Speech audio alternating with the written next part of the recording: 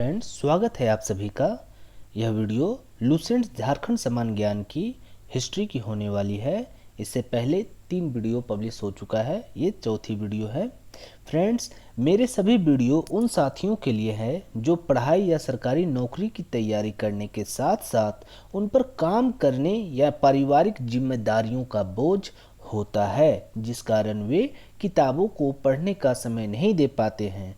मेरे सभी वीडियो किताबों का ऑडियो रूप है, जहां आप किताबों का लाभ पढ़कर नहीं सुनकर उठाते हैं। तो चलते हैं हमारे इस वीडियो में। राष्ट्रीय आंदोलन 1857 से 1947 ईस्वी।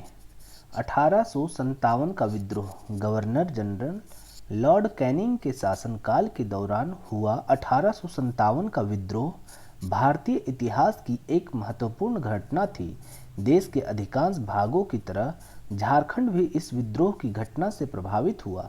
कारण झारखंड के संदर्भ में 1857 के विद्रोह के निम्नलिखित कारण थे। शासक वर्ग में असंतोष। अंग्रेज झारखंड के क्षेत्रीय शासकों के साथ जिस तरह का बर्ताव करते आए थे, उससे अंग्रेजों के प्रति इन शासकों के मन में तीव्र आक्रोश भर गया था। पलामू के अंतिम चेरो शासक चूड़ामन राय को बकाया कर की वसूली के नाम पर गद्दी से उतारा गया था। छोटा नागपुर खास के नागवंशी शासक के कार्यपालिका व पुलिस संबंधी अधिकारों को छीना गया था तथा सिंहभूम, रांगबढ़, संथाल परगना व मानभूम के राजाओं के राज्यों पर अंग्रेजों द्वारा अपनी सत्ता को थोपा गया था। अंग्रेजों के इस रवैये से झारखंड के क्षेत्रीय शासक क्षुब्ध थे और 1857 के विद्रोह ने उन्हें अपने क्षोभ की अभिव्यक्ति का अवसर प्रदान किया। जागीरदारों जमींदारों में असंतोष। झारखंड के क्षेत्रीय राजाओं ने जागीरदारों जमींदारों को उनकी सेवा के बदले में उन्हें जमीन और विशेषाधिकार दे रखे थे, लेकिन अंग्रेजों के झारखंड प्रवेश के बाद जागीरदारों जमींदारों की जमीनें छीन ली गई और उनके विशेषाधिकार समाप्त कर दिए गए। अपनी जमीनों और विशेषाधिकारों से वंचित हो गए जागीरदारों जमींदारों ने 1857 के विद्रोह में विद्रोहियों का साथ दिया ताकि उनके पुराने दिन लौट सके। तीसरा, जनजातियों में असंतोष। कृषिगत समस्याओं, जमींदारों, ठेकेदारों, व्यापारियों एवं साहूकारों द्वारा शोषण, अंग्रेजों द्वारा जनजातियों की आंतरिक स्वायत्तता में हस्तक्षेप आदि कारणों से झारखंड की जनजातियां अंग्रेजों के झारखंड प्रवेश के समय से ही विद्रोह करती आई थी। 1857 के विद्रोह ने जनजातियों को अपने असंतोष को व्यक्त करने का मौका दिया और वे विद्रोह में कूद पड़े। चौथा, ब्रिटिश शासन तंत्र की अपर्याप्तता। कंपनी सरकार के अधिकारी कर्मचारी जनजातियों की उपेक्षा व शोषण करते रहे थे। इसी कारण झारखंड का कंपनी कालीन इतिहास जनजातीय विद्रोह का इतिहास बनकर रह गया था। प्रत्येक विद्रोह के बाद क्षेत्र पर एक नई शासन व्यवस्था थोप दी जाती थी। कंपनी के अधिकारियों ने जनजातियों के आचार विचार रीति रिवाजों की उपेक्षा कर शासन चलाने की चेष्टा की। जनजातियों की समस्याओं की जमीनी समझ का अभाव, आधे अधूरे समाधान एवं प्रशासनिक सुधारों का ठीक से लागू न हो पाना आदि के कारण शासन तंत्र प्रभावी नहीं बन पाया। इस तरह झारखंड में ब्रिटिश शासन तंत्र की अपर्याप्तता ने यहाँ के लोगों को 1857 के विद्रोह में भाग लेने के लिए उकसाया। पांचवा, झारखंड का राजनीतिक निर्वासन स्थली के रूप में उपयोग का असर। कंपनी सरकार झारखंड का राजनीतिक निर्वासन स्थली के रूप में उपयोग करती रही थी, जिसका झारखंड के लोगों पर वैचारिक प्रभाव पड़ा। कंपनी सरकार ने अंग्रेजों के खिलाफ लड़ने वाले सिंध के अमीरों अब्बास अली, यार मोहम्मद खां, शाह मोहम्मद अली खां आदि को 1844 ईस्वी में झारखंड में निर्वासित जीवन व्यतीत करने के लिए बाध्य किया था। इसी तरह उदयपुर राज्य के क्रांति पुत्र धीरज सिंह को रांची में तथा संबलपुर राज्य के सुरेंद्र शाही व उदवंत शाही को हजारीबाग जेल में रखा गया था। बिहार के विद्रोह का असर। छठा, बिहार के विद्रोह का असर। बिहार में व्याप्त विद्रोह का असर झारखंड पर पड़ा। बिहार के दानापुर स्थित सैनिकों एवं शाहाबाद के बाबू कुंवर सिंह के विद्रोह की सूचना मिलने पर ही हजारीबाग, रांची, चाईबासा तथा पुरुलिया स्थित सैनिकों ने विद्रोह का बिगुल बजाया था। झारखंड के विद्रोहियों का बाबू अमर सिंह बाबू कुंवर सिंह के भाई से पत्राचार होता रहा। अप्रैल 1858 से फरवरी 1859 ईस्वी तक शाहाबाद के विद्रोही झारखंड में लगातार प्रविष्ट होते रहे। विद्रोह के अंतिम क्षणों में भी पलामू के लोग शाहाबाद से सशस्त्र सैन्य सहायता पाने की चेष्टा करते रहे। स्पष्ट है कि झारखंड का विद्रोह बिहार के विद्रोह से निकट रूप से जुड़ा हुआ था। विद्रोह का आरंभ, प्रसार एवं दमन। झारखंड में सर्वप्रथम रोहिणी गांव स्थित घुड़सवार सैनिकों ने 12 जून 1857 को विद्रोह किया। इसके बाद झारखंड के अन्य क्षेत्रों में हजारीबाग 30 जुलाई, रांची 2 अगस्त, सिंहभूम 3 सितंबर और पलामू 26 सितंबर विद्रोह का आरंभ हुआ। विद्रोह का क्षेत्रवार विवरण इस प्रकार है। संथाल परगना जिला अंतर्गत देवघर अनुमंडल के रोहिणी गांव नामक गांव में देसी स्थल सेना के 32वीं रेजिमेंट की एक कंपनी का मुख्यालय था। कौन सी रेजिमेंट? 32वीं रेजिमेंट। और देवघर अनुमंडल के रोहिणी नामक गांव में यह मेजर मैकडोनाल्ड के कमान में 5वीं अनियमित घुड़सवार सेना आईसी इरेगुलरली कवलेरी का एक भाग था। 12 जून 1857 की संध्या में पहल इसी टुकड़ी के 3 घुड़सवार सैनिकों ने विद्रोह किया और major McDonald, lieutenant Norman Leslie एवं असिस्टेंट सर्जन डॉक्टर ग्रांट पर हमला किया। नॉर्मन लेस्ली की तत्काल मौत हो गई तथा मैकडोनाल्ड व डॉक्टर ग्रांट घायल हो गए, किंतु घायल मैकडोनाल्ड ने बड़ी कठोरता के साथ विद्रोह को शीघ्र ही कुचल दिया। इमाम खां ने हमलावरों की पहचान की। हमलावरों का कोर्ट मार्शल किया गया और उन्हें फांसी दे दी गई। रेजिमेंट का मुख्यालय रोहिणी से हटाकर भागलपुर कर दिया गया। इसके अलावा संथालों ने जीटी रोड से सटे कई गांवों को लूट लिया। उन्हें रोकने के लिए 300 संथालों की एक टुकड़ी तैयार की गई। इस टुकड़ी को देवघर में तैनात किया गया। पाकुड़ में भी एक टुकड़ी रखी गई। हजारीबाग बिहार के दानापुर रेजिमेंट के सैनिकों के विद्रोह 25 जुलाई 1857 की खबर मिलते ही हजारीबाग स्थित रामगढ़ बटालियन के सैनिकों ने 30 जुलाई बृहस्पतिवार को 1-2 बजे दिन में विद्रोह कर दिया। इस सैनिक विद्रोह की खबर पाते ही अंग्रेज अधिकारी, जिनमें शामिल थे हजारीबाग के मुख्य सहायक आयुक्त, principal assistant commissioner major Simpson, Hazaribagh का सैनिक कमांडर डू और असिस्टेंट सर्जन सैमुअल डेलप्रेंट आदि, बगोदर रानीगंज होते हुए कलकत्ता भाग खड़े हुए। विद्रोही सैनिकों ने अधिकारियों के बंगलों, सरकारी दफ्तरों, मुहाफिज खानों आदि को जला डाला, जेल से कैदियों को छुड़ा लिया और खजाना लूट लिया। रामगढ़ नरेश शंभू नारायण सिंह ने बगोदर तार घर से इस विद्रोह की खबर गवर्नर जनरल लॉर्ड कैनिंग को भेजी।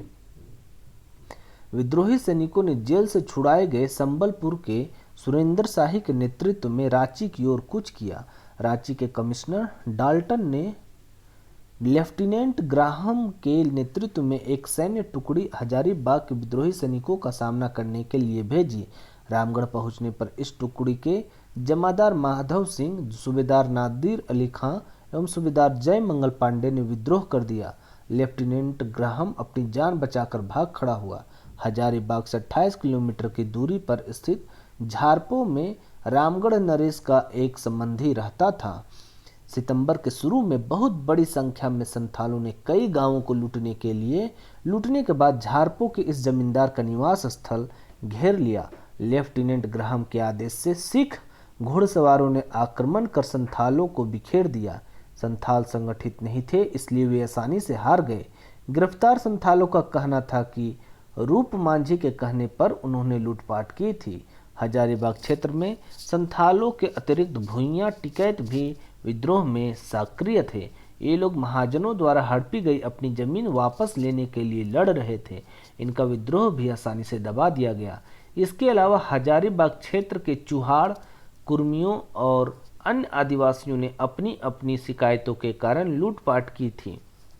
हजारीबाग क्षेत्र के संथाल, भुइयां, टिकैत, चूहाड़, कुर्मी व अन्य आदिवासियों के विद्रोह की उल्लेखनीय बात यह थी कि ये मुद्दा विशेष को लेकर विद्रोह में स्वतंत्र रूप से शामिल हुए थे और विद्रोही सैनिकों के साथ मिलकर नहीं लड़े थे। रांची हजारीबाग के विद्रोही सैनिक 2 अगस्त 1857 को 2 बजे दिन में रांची पहुंचे और वहां विद्रोह किया। विद्रोही सैनिकों ने जमादार माधव सिंह, सूबेदार नादिर अली खां एवं सूबेदार जय मंगल पांडे के नेतृत्व में अधिकारियों की कोठियां जला डाली, जेल से कैदियों को छुड़ा लिया और गोस्नर चर्च को तोप से गोले दागकर क्षतिग्रस्त कर दिया। विद्रोही सैनिकों की बगोदर, चतरा एवं सिरघाटी के रास्ते बाबू कुंवर सिंह से जा मिलने की योजना थी। विद्रोही सैनिक रांची से डोरंडा पहुंचे। बाबू कुंवर सिंह से जा मिलने को छोड़कर विद्रोही सैनिकों की कोई अन्य योजना नहीं थी। अंग्रेज अधिकारियों ने इसका लाभ उठाया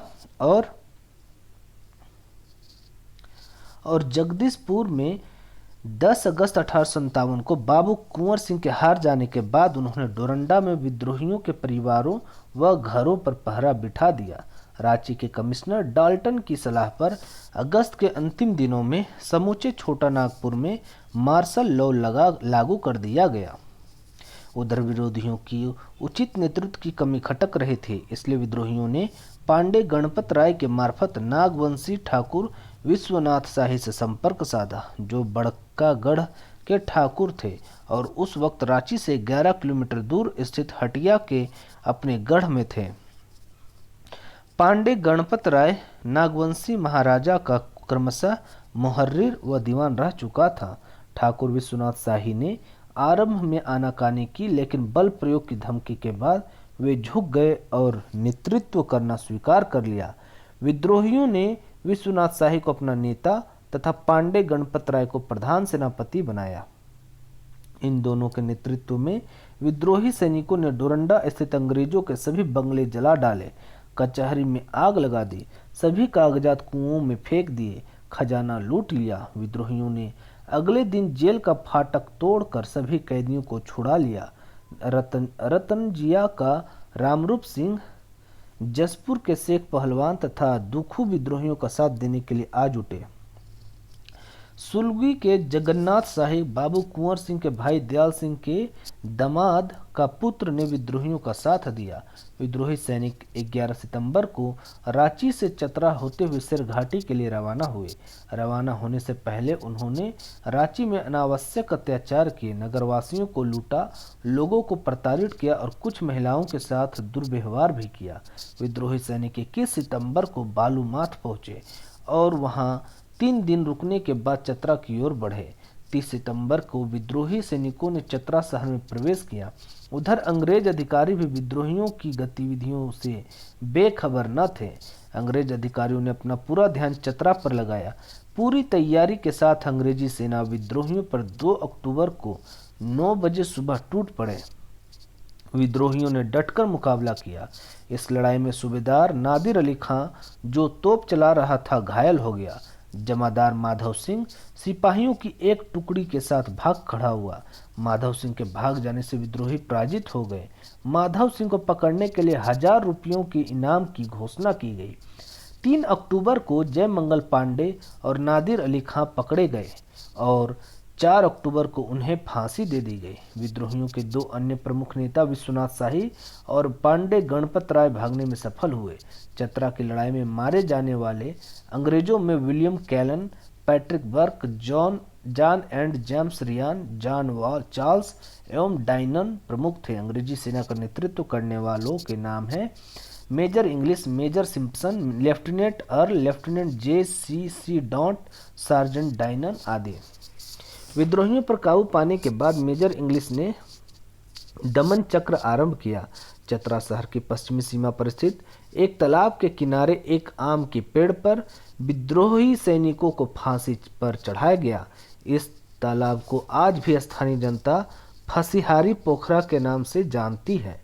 चतरा की लड़ाई से भाग खड़े हुए विद्रोही नेताओं ने विश्वनाथ शाही व पांडे गणपत राय लोहरदगा के जंगलों में छिपकर सरकार के विरुद्ध छापामार युद्ध जारी रखा। विद्रोहियों में भय उत्पन्न करने के लिए रांची के कमिश्नर डाल्टन ने कैप्टन मैकडोनाल्ड की मद्रासी फौज की सहायता से और मांझी के 12 गांवों की जमींदार एवं खटंगा पातर गांव निवासी उमराव सिंह, उसके दीवान शेख भिखारी और उमराव सिंह के भाई घासी सिंह को पकड़ लिया। हालांकि उमराव सिंह, शेख भिखारी, घासी सिंह ने विद्रोहियों की नाकाबंदी करने में अंग्रेजों की सहायता की थी। जन आक्रोश के भय से उन्हें ओरमांझी में फांसी न देकर रांची लाया गया तथा मोरहाबादी में टैगोर हिल के निकट उमराव सिंह और शेख भिखारी को 8 जनवरी 1858 ईस्वी को फांसी दे दी गई। इस ऐतिहासिक फांसी स्थल को आज भी टुंगरी फांसी के नाम से जाना जाता है। विद्रोहियों द्वारा जेल से छुड़ाए गए एक कैदी बहोरन सिंह को 5 जनवरी 1858 ईस्वी को फांसी दे दी गई थी। मार्च 1858 ईस्वी के मध्य में कमिश्नर डाल्टन स्वयं लोहरदगा पहुंचा। अस्वस्थ हो जाने के कारण डाल्टन ने रांची के डिप्टी कमिश्नर कैप्टन ओक्स को विद्रोहियों पर आक्रमण करने का काम सौंपा। कैप्टन ओक्स कैप्टन नेसन के साथ मिलकर विद्रोहियों को पकड़ने में कामयाब हुआ। विश्वनाथ दुबे एवं महेश नारायण शाही की गद्दारी से ठाकुर विश्वनाथ शाही पकड़ा गया और बाद में पांडे गणपत राय भी पकड़ा गया। पुराने कमिश्नर कंपाउंड से उत्तर की ओर स्थित एक पेड़ से विश्वनाथ शाही को 16 अप्रैल 1858 तथा पांडे गणपत राय को 21 अप्रैल 1858 ईस्वी को फांसी दे दी गई। मानभूम 5 अगस्त 1857 ईस्वी को पुरुलिया स्थित सैनिकों ने विद्रोह कर दिया। विद्रोह की खबर पाते ही पुरुलिया के principal assistant commissioner G.N. Woakes समेत बड़े अंग्रेज अधिकारी रानीगंज भाग खड़े हुए। अंग्रेज अधिकारियों के भाग जाने से संपूर्ण जिला विद्रोहियों के नियंत्रण में आ गया।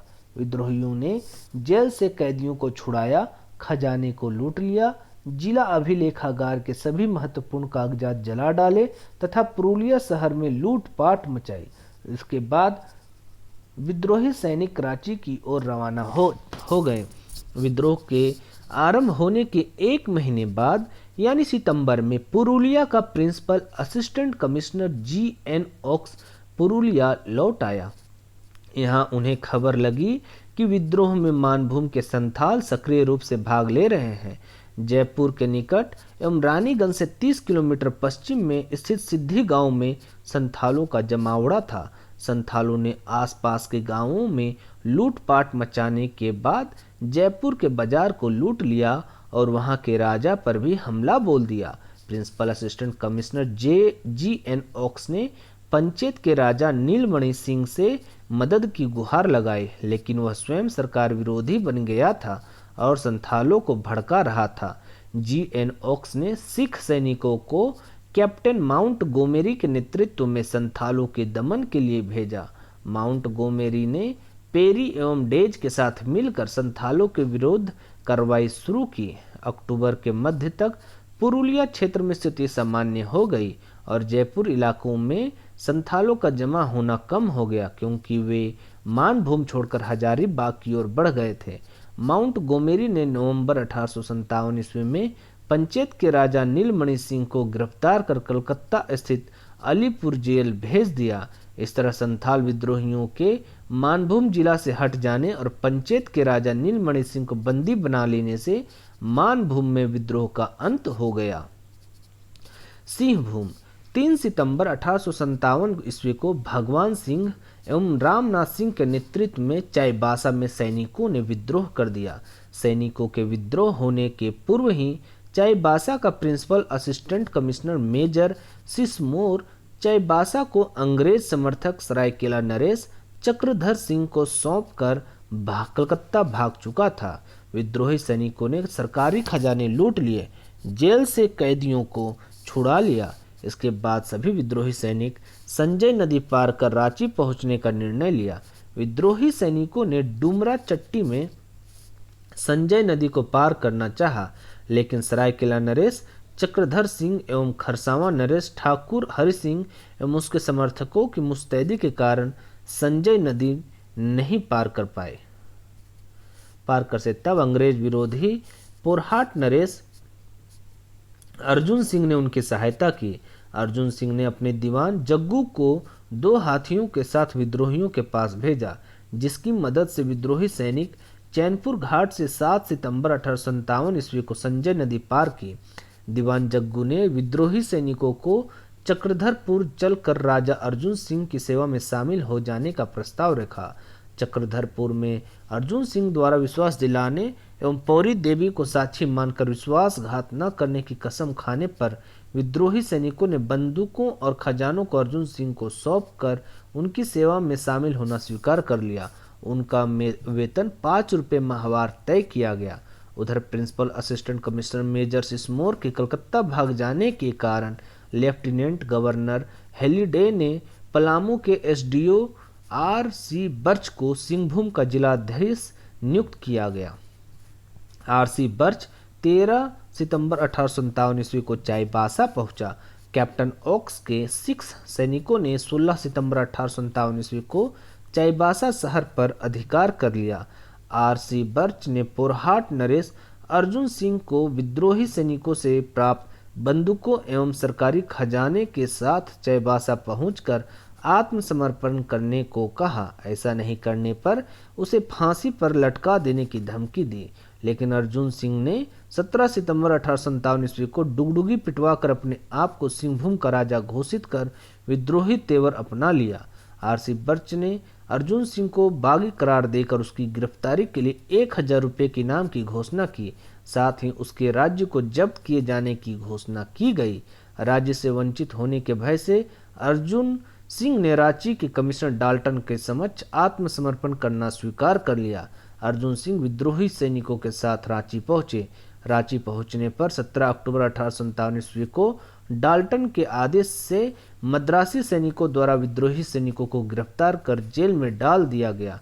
आनंद फानन में उनका कोर्ट मार्शल किया गया और सजा सुना दी गई। फांसी की सजा पाने वाले को 20 अक्टूबर 1857 ईस्वी को रांची में फांसी पर लटका दिया गया। जिस स्थल पर विद्रोही सैनिकों को फांसी दी गई वह आज शहीद चौक के नाम से जाना जाता है। इन फांसियों से अर्जुन सिंह को बहुत सदमा पहुंचा, क्योंकि अंग्रेजों की बात मानकर उसने चाईबासा के विद्रोही सैनिकों को आत्मसमर्पण के लिए राजी किया था। परोक्ष रूप से उनकी मौत के लिए वह खुद को जिम्मेदार समझता था। ब्राह्मण सैनिकों की फांसी पौरी देवी को साक्षी रखकर विश्वासघात न करने की ली गई शपथ की उसके द्वारा अवमानना तथा उसके लड़के की अकाल मृत्यु से उसे जो अवसाद पहुंचा उसने उसे फिर से बागी बना दिया। उसने पुरहाट जाकर गोला बारूद बनवाना शुरू कर दिया। उसने अंग्रेज विरोधी अभियान छेड़ दिया। उसका यह अभियान नवंबर 1857 से फरवरी 1859 तक चला। अर्जुन सिंह के ब्रिटिश विरोधी अभियान से अंग्रेज चिढ़ गए और वे अर्जुन सिंह को नेस्त नाबूद करने पर आमादा हो गए। 20 नवंबर 1857 ईस्वी को कैप्टन हेल ने सिख सैनिकों की मदद से चक्रधरपुर पर कब्जा कर लिया। अर्जुन सिंह का दीवान जग्गू पकड़ा गया और उसे 20 नवंबर 1857 ईस्वी को ही फांसी पर लटका दिया गया। 21 नवंबर 1857 ईस्वी को आर.सी. बर्च ने पुरहाट पर कब्जा कर लिया। राजा का महल जला दिया गया, लेकिन राजा अर्जुन सिंह भागने में सफल रहा। पुरहाट से पलायन के बाद अर्जुन सिंह का ब्रिटिश विरोधी अभियान और तेज हो गया। उसने मुंडाओं मानकियों को अपनी ओर मिला लिया। मुंडा मानकी इस विद्रोह में कूद पड़े, क्योंकि उन्हें लगता था कि इसके माध्यम से वे हाल ही में अपनी खोई हुई स्वतंत्रता को फिर से प्राप्त कर सकते हैं। दिसंबर 1857 ईस्वी के अंत तक सिंहभूम की प्रायः सभी जनजातियां अर्जुन सिंह के साथ विद्रोह में शामिल हो गईं। विद्रोहियों ने सुखना तांती नामक सरकारी कर्मचारी की हत्या कर दी। विद्रोहियों ने अर्जुन सिंह के भाई वैद्यनाथ सिंह एवं उसके दीवान रघुदेव के नेतृत्व में केरा के ठाकुर अर्जुन सिंह का संबंधी किंतु अंग्रेज समर्थक के घर तथा निकटवर्ती बाजार को लूटा और जला डाला। विद्रोहियों ने चक्रधरपुर में रुके सरायकेला नरेश चक्रधर सिंह तथा उसके 200 बंदूकचियों को मार भगाया। विद्रोहियों ने अंग्रेजी फौज को चाईबासा लौटते समय एक नाले को पार करते समय घेर लिया और हमला कर दिया। प्रायः सभी अंग्रेज अधिकारी घायल हो गए। कैप्टन हेल को 4 जगह चोटें आई। लेफ्टिनेंट बर्च की बांह तीर से बिंध गई। विशेष आयुक्त E.H. लुसिंगटन और हेज भी घायल हुए। अंग्रेजी फौज जैसे तैसे चाईबासा पहुंच सके। स्थिति पर काबू पाने के लिए अब कर्नल फास्टर की शेखावती बटालियन को रानीगंज से चाईबासा भेजा गया। शेखावती बटालियन 17 जनवरी 1858 ईस्वी को चाईबासा पहुंची। इस बटालियन ने अर्जुन सिंह के गढ़ चक्रधरपुर को ध्वस्त कर दिया तथा अनेक कोल विद्रोहियों को मौत के घाट उतार दिया। सैनिक कार्रवाई के फलस्वरूप विद्रोहियों के हौसले पस्त हो गए।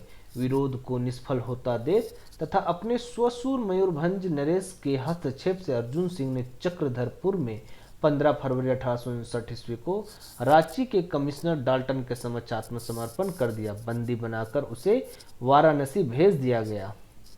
बाद में जब राज्य वापस किया गया तब भी अर्जुन सिंह ने सिंहभूम लौटने के बजाय वाराणसी में ही मृत्यु का वरण करना श्रेयस्कर समझा। इस तरह स्पष्ट है कि अर्जुन सिंह का विद्रोह महज सैनिक विद्रोह न होकर एक जन आंदोलन था। फिर भी विद्रोही सरकार की व्यापक सत्ता और अपरिमित साधनों के आगे टिक न सकी और पराजित हो गए। इस पराजय के साथ ही उनकी पारंपरिक विद्रोही मानसिकता में परिवर्तन आया और ब्रिटिश शासन को वे धीरे धीरे अपरिहार्य मानने लगे। पलामू के विद्रोह में भोगताओं खेरवारों की एक शाखा ने सर्वाधिक महत्वपूर्ण भूमिका निभाई।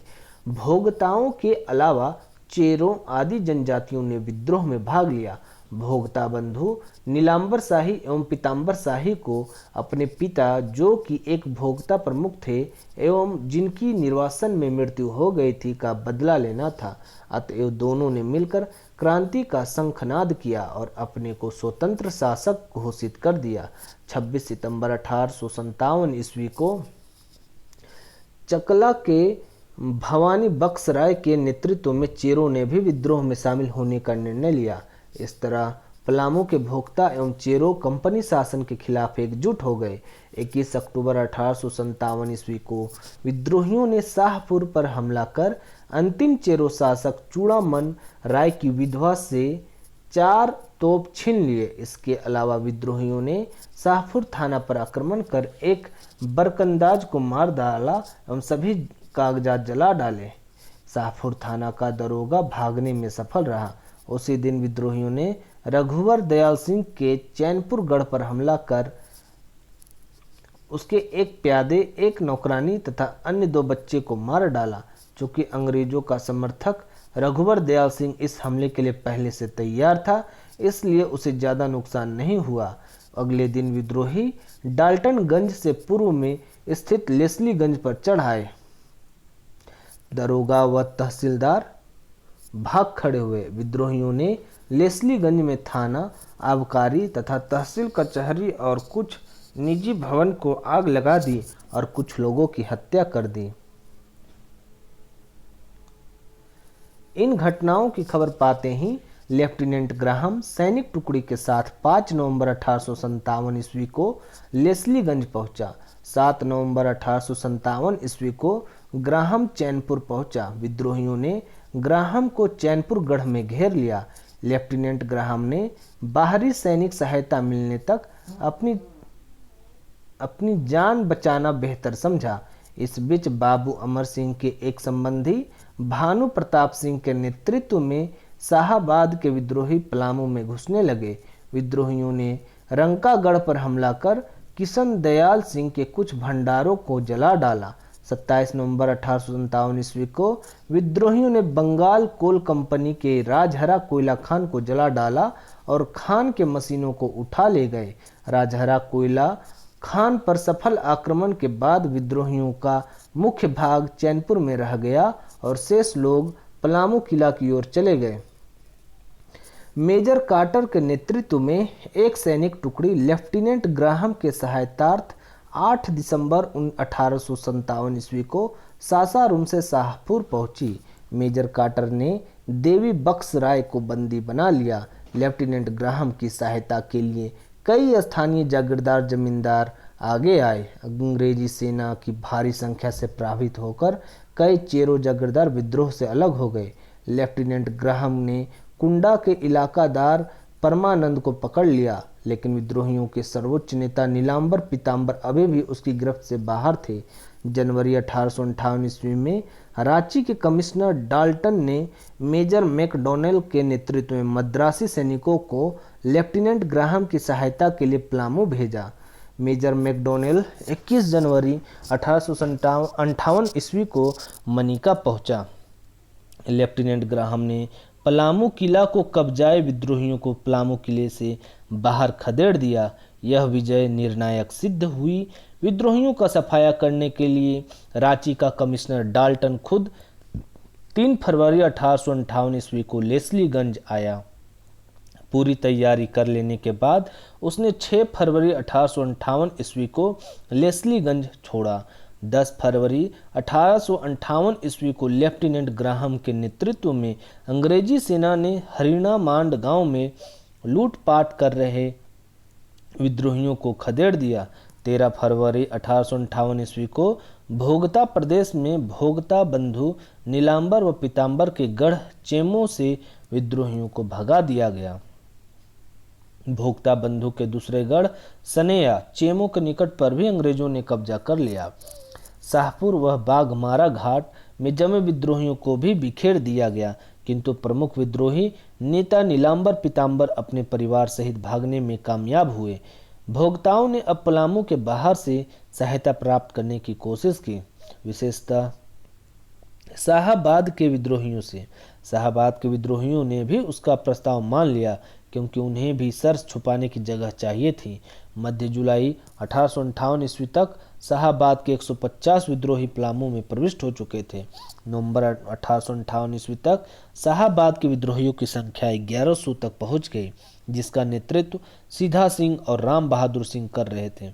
बाबू अमर सिंह 24 नवंबर 1858 ईस्वी को खरौंधी मझियाओं से 7 किलोमीटर दूर स्थित पहुंच चुके थे। इसके बाद बाबू अमर सिंह गढ़वा पहुंचे। उनका इरादा भोगता प्रदेश में प्रवेश करने का था। जनवरी 1859 ईस्वी तक पलामू पर विद्रोहियों का पूर्ण नियंत्रण हो गया। विद्रोही गुरिल्ला पद्धति यानी छापामार पद्धति अपनाकर जंगलों पहाड़ों से मैदानी इलाकों में आते थे और गांवों में लूटपाट मचाकर फिर जंगलों पहाड़ों में छिप जाते थे। जनवरी 1859 ईस्वी में कैप्टन नेसन पलामू पहुंचा और लेफ्टिनेंट ग्राहम से मिलकर विद्रोहियों के खिलाफ कार्रवाई शुरू की। अंततः उन्होंने नीलांबर पीतांबर को भोगता प्रदेश खाली करने के लिए विवश कर दिया। अनेक चेरो जागीरदार अंग्रेजों की ओर से भोगताओं के विरुद्ध लड़ने को तैयार हो गए।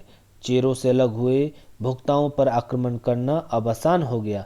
8 फरवरी से 23 फरवरी 1859 ईस्वी के बीच केवल 2 हफ्तों में भोगताओं की शक्ति छिन्न भिन्न कर दी गई, लेकिन भोगता बंधु नीलांबर व पीतांबर नहीं पकड़े जा सके थे। रांची का कमिश्नर डाल्टन किसी भी कीमत पर नीलांबर पीतांबर को पकड़ना चाहता था, इसलिए उसने पकड़वाने वाले को जागीर और इनाम देने की घोषणा की। आखिरकार जब भोगता बंधु अपने पारिवारिक सदस्यों के साथ एक गुप्त स्थान पर भोजन कर रहे थे तो डाल्टन के जासूसों ने डाल्टन को खबर कर दी। डाल्टन ने उस स्थान को चारों तरफ से घेर लिया। भोगता बंधु तलवार लेकर सेना पर टूट पड़े, लेकिन अंततः उन्हें आत्मसमर्पण करना पड़ा। संक्षिप्त मुकदमे के बाद उन्हें अप्रैल 1859 ईस्वी को लेस्लीगंज में फांसी दे दी गई। कहा जाता है कि पीतांबर को फांसी पर चढ़ाते वक्त फांसी की रस्सी टूट गई थी, लेकिन फांसी के नियमों के विरुद्ध उसे फांसी पर दोबारा लटकाया गया। इस तरह भोगता बंधु नीलांबर व पीतांबर का अंत हो गया। विद्रोह का स्वरूप। झारखंड में सर्वत्र विद्रोह की व्यापकता एक जैसी नहीं थी। संथाल परगना एवं हजारीबाग में यह मुख्यतः सिपाही विद्रोह था, लेकिन रांची, मानभूम और पलामू क्षेत्र में विद्रोह ने जन विद्रोह का रूप धारण कर लिया था। झारखंड के विभिन्न क्षेत्रों के विद्रोहों में सिंहभूम के विद्रोह का स्वरूप सबसे अधिक उग्र था। कुल मिलाकर झारखंड का विद्रोह जन विद्रोह था, जिसमें जमींदार से लेकर रैयत तक, आदिवासी से लेकर गैर आदिवासी तक सभी ने भाग लिया। विद्रोह के लिए दंडित लोगों की सूची से यह साफ पता चलता है कि 1857 के विद्रोह में समाज के सभी वर्गों ने भाग लिया था। सबका एक ही उद्देश्य था, यूरोपियनों द्वारा किए जा रहे शोषण का समाप्त करना, ब्रिटिश शासन के सभी चिन्हों को मिटाना एवं अंग्रेज समर्थकों का नाश कर आदि। विद्रोह का स्वरूप। 1857 के विद्रोह के स्वरूप को लेकर मुख्य विवाद सैनिक विद्रोह एवं स्वतंत्रता संग्राम के बीच है। कुछ इतिहासकार इसे सैनिक विद्रोह मानते हैं तो कुछ इतिहासकार स्वतंत्रता संग्राम। सैनिक विद्रोह सैयद अहमद खां, मुंशी जीवनलाल व दुर्गादास बंदोपाध्याय सभी समसामयिक इतिहासकार, स्टेनले भारत सचिव, जॉन लॉरेंस, जॉन सिले, मेलेसन, आरसी मजूमदार सैनिक विद्रोह मानते हैं। स्वतंत्रता संग्राम Benjamin Disraeli, Karl Marx, B D Savarkar, K M Panikkar, Ishwari Prasad, A L Srivastava, Tarachand ये सभी स्वतंत्रता संग्राम मानते हैं। अन्य मत जातीय संघर्ष, काला गोरा संघर्ष मेडले मानते हैं। धार्मिक संघर्ष हिंदू मुस्लिम ईसाई संघर्ष रीज मानते हैं। सभ्यता बर्बरता संघर्ष अंग्रेज भारतीय संघर्ष टी आर होम्स मानते हैं। अंग्रेजों के विरुद्ध मुस्लिम हिंदू षड्यंत्र टेलर और आउटरूम मानते हैं। सामंतवादी षड्यंत्र नॉर्टन मानते हैं। आरंभ में सैनिक विद्रोह व बाद में स्वतंत्रता संग्राम एस एन सेन जो है वह दोनों मानते हैं। आरंभ में सैनिक विद्रोह और बाद में स्वतंत्रता संग्राम। परिणाम हालांकि 1857 का विद्रोह अपने तत्कालिक लक्ष्य को पाने में विफल रहा, लेकिन इसका दूरगामी प्रभाव पड़ा। यह राष्ट्रभक्तों के लिए प्रेरणा स्रोत बना और इसने राष्ट्रीय चेतना के उदय एवं विकास में महत्वपूर्ण भूमिका निभाई।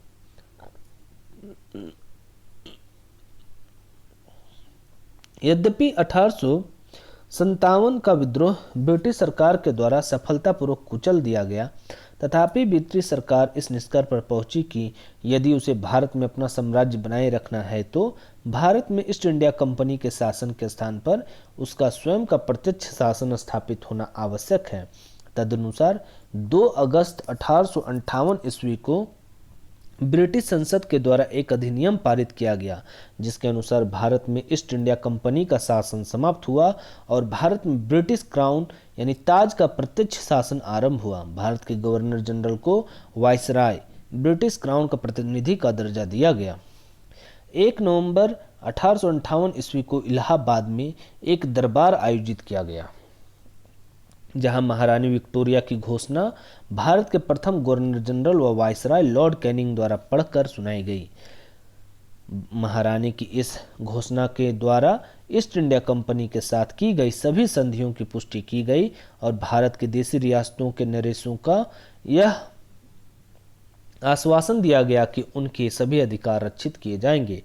वस्तुतः महारानी विक्टोरिया की इस घोषणा के परिणाम स्वरूप भारत के देशी रियासतों के सभी नरेश उसके अधीन हो गए।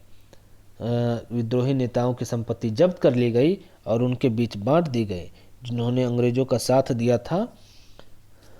1857 के विधान 15वीं रूल 18 के तहत जिनकी संपत्ति जमींदारियां जब्त की गई है उनके नाम है सिंहभूम जिला अंतर्गत पुरहाट के राजा अर्जुन सिंह, रांची व पलामू जिला अंतर्गत बरकागढ़ के ठाकुर विश्वनाथ शाही, भोरों के पांडे गणपत राय, खुटुंगा के टिकैत उमराव सिंह, खुदरा लोवना के शेख भिखारी, पाकुड़डीह के बहोरन सिंह, तिसिया के चंभू शाही एवं हसेर के नीलांबर शाही, पीताम्बर शाही व रेंगा सिंह। विद्रोह के दौरान कंपनी सरकार को सहायता पहुंचाने वाले को पुरस्कृत किया गया। नागवंशी महाराज जगन्नाथ शाह देव को धन्यवाद ज्ञापन किया गया। विश्वनाथ शाही तथा पांडे गणपत राय को पकड़वाने वाले विश्वनाथ दुबे तथा महीप नारायण शाही जन आक्रोश के भय से अपना इनाम लेने के लिए सामने नहीं आए। देव के राजा तथा पिठोरिया के परगणित जगतपाल सिंह को खिल्लत तथा पेंशन प्रदान की गई। जगतपाल सिंह के वंशज जनक सिंह को रांची दरबार में सम्मानित किया गया। नवागढ़ के शिवचरण राय को खिल्लत दी गई और उसकी जागीर में वृद्धि की गई।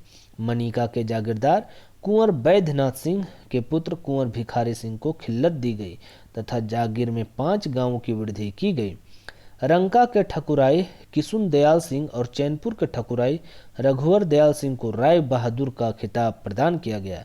रघुवर दयाल सिंह के पुत्र ठकुराई जगन्नाथ दयाल सिंह को रांची दरबार जनवरी 1877 ईस्वी में सम्मानित किया गया।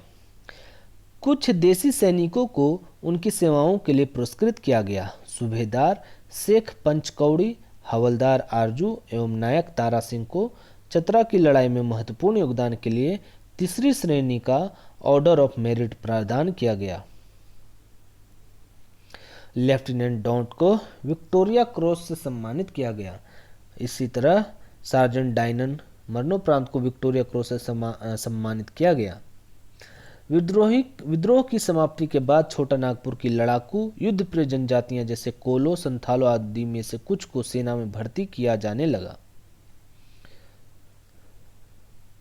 रामगढ़ बटालियन के संगठन में भी परिवर्तन किया गया। इस बटालियन में सिखों और गोरखाओं को भर्ती किया जाने लगा। इस तरह इस बटालियन में दुसाधों को भी भर्ती किया जाने लगा।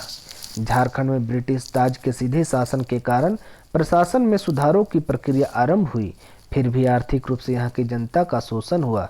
अतएव झारखंड में धीरे धीरे राजनीतिक चेतना का उदय हुआ। नरमपंथी उदारवादी चरण 1885 से 1905 ईस्वी। अखिल भारतीय स्तर पर राष्ट्रीयता का उदय कांग्रेस की स्थापना 1885 ईस्वी के साथ माना जाता है। कांग्रेस के इतिहास के प्रथम 20 वर्षों 1885 से 1905 ईस्वी में नरमपंथियों या उदारवादियों का प्रभाव बना रहा। इसी कारण इस चरण को नरमपंथी चरण या उदारवादी चरण कहा जाता है। कांग्रेस की स्थापना के बाद झारखंड की राष्ट्रवादी गतिविधियां कांग्रेस के साथ जुड़ गईं और इसी से प्रेरित होकर संचालित होती रहीं। झारखंड के निवासियों ने कांग्रेस के प्रति अपार उत्साह दिखलाया और इसके वार्षिक अधिवेशनों में, जो कि प्रत्येक वर्ष के अंत में दिसंबर में त्रिदिवसीय आयोजन के रूप में होता था, यहाँ के प्रतिनिधि भारी संख्या में भाग लेते रहे। इस चरण में कांग्रेस का नेतृत्व उदारवादी पाश्चात्य शिक्षा प्राप्त बुद्धिजीवियों ने किया। इस दौर में व्यापारी वर्ग के कुछ भाग भी राष्ट्रीय आंदोलन में शामिल हुए। इन 2 दशकों में कांग्रेस के उद्देश्य एवं साधन नरम दलीय अथवा संवैधानिक थे। उनका उद्देश्य ब्रिटिश सरकार में से कुछ संवैधानिक सहूलियतें, भारतीयों के लिए कुछ रियायतें प्राप्त करना था। उदारवादियों ने मुख्य रूप से शिक्षित वर्गों और व्यापारियों की मांगों पर जोर दिया, जैसे राज्य के प्रशासन में भारतीयों के अधिकाधिक सहभागिता की मांग, नौकरियों के भारतीयकरण की मांग, पूंजी के बहिर्गमन पर रोकथाम की मांग, धन के निष्कासन का अंत करने की मांग आदि। उदारवादियों के मांग का परिणाम था कि 1886 ईस्वी में लोक सेवा आयोग यानी पब्लिक सर्विस कमीशन की नियुक्ति की गई तथा 1892 का भारतीय परिषद अधिनियम यानी इंडियन काउंसिल एक्ट ऑफ 1892 पारित किया गया। उदारवादियों का एक प्रमुख योगदान उनका आर्थिक चिंतन था। उन्होंने ब्रिटिश शोषण नीति की ओर जनता का ध्यान खींचा। दादा भाई नौरोजी, महादेव गोविंद रानडे एवं रमेश चंद्र दत्त यानी आरसी दत्त ने यह सिद्ध करने की कोशिश की कि भारत की जनता की गरीबी का प्रमुख कारण अंग्रेजों की स्वार्थपूर्ण नीतियां थी। उदारवादियों ने भारत के शिक्षित वर्ग को राजनीतिक आंदोलन चलाने का प्रशिक्षण दिया तथा जनता में राजनीतिक चेतना पैदा की। उदारवादियों ने भारतीय जनमानस में एक राष्ट्र एवं राष्ट्रीयता की भावना कुट कर भर दी, जिसका उत्तरोत्तर विकास होता गया।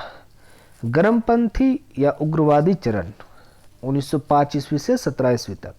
भारतीय राजनीति में 1905 ईस्वी से 1917 ईस्वी तक गर्मपंथियों या उग्रवादियों का प्रभाव बना रहा।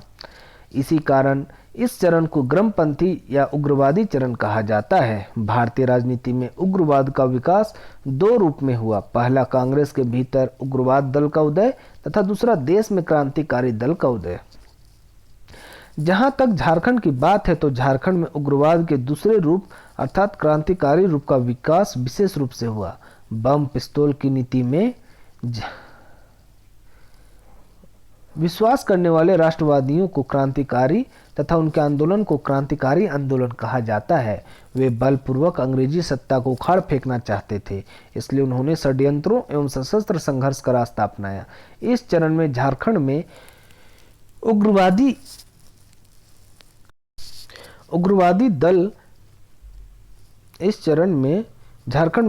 दल की तुलना में क्रांतिकारी अधिक सक्रिय रहे। झारखंड में हुए क्रांतिकारी आंदोलन का क्षेत्रवार विवरण इस प्रकार है।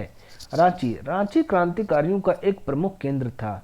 यहाँ गणेश चंद्र घोष ने क्रांतिकारियों का नेतृत्व किया। मानभूमि के रास्ते कलकत्ता के निकट होने के कारण बंगाल के क्रांतिकारी आंदोलन का इस क्षेत्र पर गहरा प्रभाव पड़ा। बंगाल के क्रांतिकारी यहाँ लगातार पहुंचते थे। रांची स्थित एक बटालियन के ब्राह्मण सदस्य क्रांतिकारियों के प्रति गहरी सहानुभूति रखते थे। हावड़ा के बेलूर मठ का सचिंद्र कुमार सेन डोरंडा आकर अपने पिता के साथ ठहरा था। पुलिस उसे क्रांतिकारियों से मिला हुआ मानती थी। एक अन्य संदिग्ध व्यक्ति हेमंत कुमार बोस नवंबर 1913 ईस्वी में रांची आकर पी.एन. बोस के यहाँ ठहरा था। हजारीबाग हजारीबाग क्रांतिकारी गतिविधियों का एक महत्वपूर्ण केंद्र था। हजारीबाग जिला अंतर्गत गिरिडीह नगर में जनवरी 1913 ईस्वी में आवर स्वाधीन भारत शीर्षक वाले पर्चे खंभों पर चिपकाए गए। 24 परगना के क्रिस्टो राय इंद्रभूषण राय का पुत्र द्वारा ये पर्चे बंगाल से गिरिडीह लाए गए थे तथा इन्हें खंभों पर चिपकाने का काम निर्मल चंद्र बनर्जी अविनाश चंद्र बनर्जी का पुत्र ने किया था। गिरिडीह के एक अबरख खान के मालिक मनोरंजन गुह ठाकुरता की गिनती गिरिडीह के प्रमुख क्रांतिकारियों में की जाती थी। वर्ष 1913 में ही रजत नाथ राय नामक एक बंगाली क्रांतिकारी का अपने ससुर के साथ हजारीबाग में आकर ठहरने का उल्लेख मिलता है। इसी तरह संत कोलंबा कॉलेज हजारीबाग के कुछ छात्र क्रांतिकारियों से मिले हुए थे। इनमें से एक राम विनोद सिंह नामक छात्र को 14 नवंबर 1918 ईस्वी को गिरफ्तार कर लिया गया। हजारीबाग के छात्रों ने इसका विरोध किया तथा बजरंग सहाय व कृष्ण बल्लभ सहाय ने इस गिरफ्तारी की निंदा की। राम विनोद सिंह को हजारीबाग का जतिन बाघा उपनाम से जाना जाता है। राम विनोद सिंह को क्या जाना जाता है? राम विनोद सिंह को हजारीबाग का जतिन बाघा उपनाम से जाना जाता है।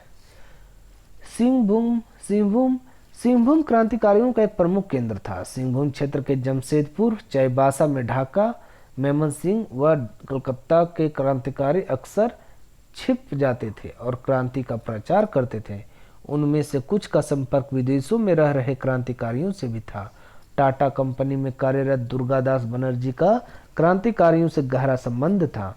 उनके सहयोगी क्रांतिकारियों में सत्यरंजन एवं मोहिनी मोहन राय का नाम उल्लेखनीय है। ढाका निवासी सुरेंद्र कुमार राय भी टाटा कंपनी की नौकरी के साथ साथ क्रांतिकारियों की मदद किया करते थे। वास्तव में कई क्रांतिकारी दिखाने के लिए टाटा कंपनी में नौकरी करते थे, जबकि उनका असली काम क्रांतिकारी गतिविधियों में भाग लेना था। इसी कारण सरकार को चेतावनी देनी पड़ी कि कंपनी समुचित जांच पड़ताल के बाद ही बंगालियों को अपने यहाँ नौकरी दे। अप्रैल 1916 ईस्वी में अलीपुर जेल से मुक्त होने वाले क्रांतिकारी सुधांशु भूषण मुखर्जी ने सिंहभूम के सोनुआ ग्राम को अपना ठिकाना बनाया तथा बाद में हजारीबाग जाकर रहने लगा। कलकत्ता निवासी गिरीन्द्रनाथ मुखर्जी सिंहभूम में रहने वाले अपने भाई अमरनाथ मुखर्जी के साथ मिलकर यहाँ के नौजवानों को क्रांति का पाठ पढ़ाया करते थे। गिरीन्द्रनाथ मुखर्जी ने 1902 ईस्वी में अमेरिका एवं जापान की यात्रा की तथा वहां से क्रांतिकारी साहित्य भारत भेजे। 1908 ईस्वी में उन्होंने न्यूयॉर्क में स्पष्ट घोषणा की, रक्त रंजित क्रांति से ही भारत को मुक्त किया जा सकता है। इस तरह कई क्रांतिकारी सिंहभूम क्षेत्र में रहकर भारतीय स्वतंत्रता की लड़ाई अपने तरीके से लड़ रहे थे। संथाल परगना उग्रवादियों एवं क्रांतिकारियों का एक महत्वपूर्ण केंद्र था। यहाँ उग्रवाद के दोनों रूपों का विकास हुआ। दूसरे शब्दों में यहाँ कांग्रेस के भीतर रहकर काम करने वाले उग्रवादी दल के सदस्य तथा कांग्रेस के बाहर के एवं गुप्त संस्थाओं समितियों से जुड़कर काम करने वाले क्रांतिकारी दोनों सक्रिय थे। संथाल परगना क्षेत्र के देवघर, जसीडीह, मधुपुर, करमाटांड़ आदि में कई संभ्रांत बंगालियों ने अपनी कोठियां बना रखी थी या किराए पर मकान ले रखे थे, जहां राज नारायण बोस, वारिंद्र कुमार घोष, भूपेंद्र नाथ दत्त जैसे प्रबुद्ध जन आते जाते रहते थे। उनके संपर्क के कारण संथाल परगना में स्वदेशी आंदोलन यानी 1905 से 8 ईस्वी को बल मिला। क्रांतिकारी आंदोलन से जुड़े लोग भी यहाँ आते जाते रहते थे। अरविंद घोष, उनके भाई वारिंद्र कुमार घोष एवं उनके मित्रगण देवघर के निकट रोहिणी ग्राम में लंबी अवधि तक ठहरा करते थे, क्योंकि अरविंद या वारिंद्र की मां तारिणी प्रसाद भागलपुर के एक प्रतिष्ठित वकील का मकान किराए पर लेकर रहा करती थी। वारिंद्र अधिकतर मां के साथ ही रहते थे। वारिंद्र की प्रारंभिक शिक्षा देवघर में हुई। तरुण वारिंद्र देवघर के गोल्डन लीग नामक संस्था के सदस्य बन गए थे। यह संस्था विदेशी वस्तुओं का बहिष्कार एवं स्वदेशी आंदोलन के लिए काम करती थी। अलीपुर बम कांड 1908 ईस्वी कलकत्ता से जुड़े कई युवा बंगाली क्रांतिकारी देवघर के सिलेर बाड़ी सिल्ज लॉज में छुप कर रहते थे, जहां वे बम बनाते थे और उनकी शक्ति का परीक्षण निकटवर्ती पहाड़ों पर जाकर करते थे। अरविंद घोष की गिरफ्तारी के बाद रोहिणी ग्राम में अरविंद की मां द्वारा लिए गए किराए के बंगले से तलाशी के दौरान कई हथियार एवं गोला बारूद मिले थे। इन्हें जमीन के नीचे एवं एक कुएं में छिपा कर रखा गया था। अलीपुर बम कांड का एक गवाह रोहिणी ग्राम का भी था। हालांकि उसने युवा जन द्वारा बमों के निर्माण एवं परीक्षण की बात को स्वीकार नहीं किया। सखाराम गणेश देवस्कर मूलतः मराठी थे। उनके पूर्वज बंगाल के नवाब अलीवर्दी खां के जमाने में बंगाल पर मराठा आक्रमण को क्रम में देवघर अनुमंडल के कारून नामक गांव में आकर बस गए थे। देवस्कर एक विद्वान लेखक एवं देशभक्त थे। उन्होंने बांग्ला भाषा में कई पुस्तकों की रचना की, जिनमें देशेर कथा महत्वपूर्ण है। भूपेंद्रनाथ दत्त उनके शिष्यों में से एक थे। 1918 ईस्वी की राजद्रोह समिति रिपोर्ट में संथाल परगना के क्रांतिकारी आंदोलन से जुड़े होने की एक बात कही गई थी। इसमें कहा गया था कि युगांतर का एक मुद्रक पटना से आया हुआ एक बंगाली था। रोड्डा आर्म्स केस में दुमका के 2 आदमियों वैद्यनाथ विश्वास एवं प्रभुदयाल मारवाड़ी हिम्मत सिंह को भी अभियुक्त बनाया गया था। यह मुकदमा कलकत्ता के बंदूक बनाने वालों की एक कंपनी रोड्डा एंड कंपनी की दुकान से माउजर पिस्तौलों की चोरी से संबंधित था। इस तरह स्पष्ट है कि क्रांतिकारी आंदोलन के पहले दौर के दौरान झारखंड इस आंदोलन से सक्रिय रूप से जुड़ा रहा था। क्रांतिकारी आंदोलन के दूसरे दौर 1926 से 34 ईस्वी के दौरान भी झारखंड में सक्रियता बनी रही। काकोरी ट्रेन डकैती कांड 1925 ईस्वी के प्रमुख अभियुक्त अशफाकुल्लाह खां, कलकत्ता के प्रफुल्ल चंद्र घोष एवं कलकत्ता के ही ज्योति पंत राय यहाँ कुछ दिनों तक छिपे रहे थे। 20 अक्टूबर 1927 ईस्वी को देवघर के एक छात्रावास से वीरेंद्र नाथ भट्टाचार्य, उनके भाई सुरेंद्र नाथ भट्टाचार्य एवं तेजेश चंद्र घोष को गिरफ्तार किया गया। उनके पास से अवैध हथियार एवं क्रांतिकारी साहित्य बरामद हुए। उन पर देवघर षड्यंत्र केस चलाया गया और उन्हें सजा दी गई। वस्तुतः छोटा नागपुर क्षेत्र में क्रांतिकारी आंदोलन 1931 से 32 ईस्वी तक फलता फूलता रहा, जिसका नेतृत्व डॉक्टर यदु गोपाल मुखर्जी एवं बसावन सिंह ने किया। बिहार के गया में राजनीतिक डकैती के सिलसिले में 18 क्रांतिकारियों को गिरफ्तार कर उन पर गया षड्यंत्र केस चलाया गया। इन क्रांतिकारियों में 2 क्रांतिकारी डाल्टनगंज के थे, परमथ नाथ मुखर्जी एवं गणेश प्रसाद वर्मा। गांधी युग 1917 से 47 ईस्वी। वर्ष 1917 ईस्वी में चंपारण बिहार सत्याग्रह के साथ महात्मा गांधी ने भारतीय राजनीति में सक्रिय कदम रखा और 1947 ईस्वी तक इस पर पूरी तरह से छाए रहे। इसी कारण इस युग को गांधी युग कहा गया। अब्दुल कलाम आजाद रांची में नजरबंद 31 मार्च 1916 ईस्वी से 31 दिसंबर 1919 ईस्वी। ब्रिटिश सरकार ने होम रूल आंदोलन के सिलसिले में मौलाना अबुल कलाम आजाद की नजरबंदी का आदेश दिया था। सरकारी आदेश के अनुपालन के क्रम में मौलाना आजाद जब अप्रैल 1916 ईस्वी में कलकत्ता से रांची पहुंचे तो स्टेशन पर दर्शनार्थियों की भीड़ लग गई। फिटिन द्वारा उन्हें डाक बंगला ले जाया गया। 10 दिन बाद वे मोराबादी में रहने लगे। वहां से वे अपर बाजार की जामा मस्जिद में नमाज अदा करने जाते थे। कुछ दिनों बाद मौलाना आज़ाद मोराबादी में जमा मस्जिद के पास किराए के मकान में आ गए। प्रथम विश्व युद्ध 1914 से 18 में तुर्की की हार पर सरकारी जश्न के विरोध में मौलाना आज़ाद के कहने पर लोगों ने काले बिल्ले लगाए। 8 जुलाई 1916 ईस्वी को उनको ताकीद की गई और थाना में रोजाना हाजिरी लगाने को कहा गया। इसी क्रम में उन्होंने रांची में छुआछूत की दीवार तोड़ने की कोशिश की। मौलाना आज़ाद ने अगस्त 1917 ईस्वी में अंजुमन इस्लामिया रांची तथा मदरसा इस्लामिया रांची की नींव रखी। अपना अल बेलाग प्रेस बेचकर इसकी रकम भी उन्होंने मदरसे में लगा दी। सरकार ने मौलाना आज़ाद को पुनः मोरहाबादी चले जाने का आदेश दिया और उन पर पाबंदियां बढ़ा दी गई। फिर भी गजनफर मिर्जा, मोहम्मद अली, डॉक्टर पूर्णचंद मित्र, देवकी नंदन प्रसाद, गुलाब तिवारी एवं नागरमल मोदी जैसे लोग उनसे बराबर मिलते जुलते रहे। किंतु गांधी जी जब पटना आए और रांची में नजरबंद मौलाना आज़ाद से मुलाकात की इजाज़त चाही तो सरकार ने उनसे मिलने नहीं दिया। मौलाना आज़ाद की नज़रबंदी की मियाद पूरी होने पर उन्हें रिहा कर दिया गया। 3 जनवरी 1920 ईस्वी को मौलाना आज़ाद रांची से कलकत्ता के लिए रवाना हो गए। महात्मा गांधी का रांची प्रवास 3 से 6 जून, 5 से 11 जुलाई, 22 सितंबर से 4 अक्टूबर 1917 ईस्वी। वर्ष 1917 में श्याम कृष्ण सहाय लंदन में थे। वहीं उन्होंने गांधी जी को रांची आने का आमंत्रण दिया। गांधी जी पहली बार जून 1917 में रांची आए। वे चंपारण सत्याग्रह के सिलसिले में बिहार के मोतिहारी से चलकर रांची पहुंचे थे। यहां आकर वे श्याम कृष्ण सहाय के यहाँ ठहरे। साथ में ब्रज किशोर बाबू थे। रांची के राजभवन में उन्होंने बिहार के lieutenant governor Edward Albert Gait से मुलाकात की। चंपारण आंदोलन की रूपरेखा रांची में रहकर तैयार की गई। कई बैठकों के बाद 3 अक्टूबर 1917 ईस्वी को अपनी रिपोर्ट पर गांधी जी ने हस्ताक्षर किए, सरकार को चुनौती दी। 4 अक्टूबर 1917 ईस्वी को रांची से चंपारण के लिए रवाना हो गए। इस तरह गांधी जी से झारखंड के लोगों का दीर्घकालीन संपर्क सूत्र जुड़ गया।